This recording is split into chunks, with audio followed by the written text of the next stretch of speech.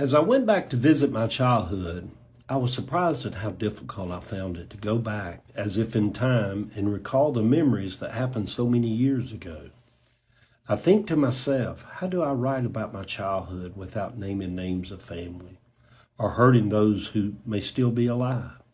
Because throughout my childhood, I loved my family. More than not, they were good to me. More than not, they loved me. I ponder, how do I write this story but not hurt them when I go into the dark parts of it? To make them feel ashamed of our times in Cabbagetown, because the story is not to shame them. In many ways, I had a wonderful family, full of interesting characters and wonderful personalities. They were so woven in every moment of my childhood. They are a part of every memory that I have of living in Cabbagetown. How can I tell a story and be vague enough for my words not to hurt anyone or wound? Writing the story under these self-imposed conditions has been difficult. Anytime one travels back, as in time, to the place of their childhood, a whole host of reasons seem to exist for not going back. Questions like, why don't I just let dead dogs lie? Let the past be the past.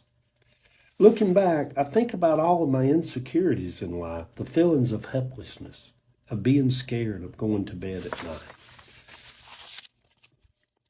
of never feeling quite good enough with myself, and never complete as a man in those younger years. I think about how I was constantly trying to live in the future without ever slowing down long enough to enjoy the present, and always never looking back to my childhood years. I am 54 years old as I write this part of my story. I have faced many ups and downs throughout my life, as most people have.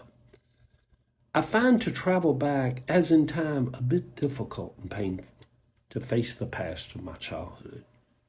These events that happened so many years ago, which at one time frightened me, but now they no longer have that power.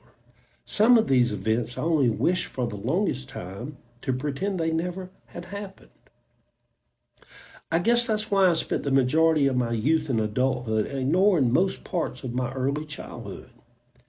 Even in school, I harbored a certain embarrassment about the home I was raised in and of my family.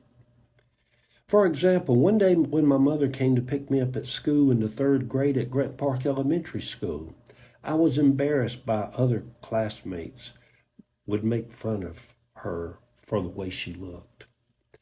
My mama was uneducated.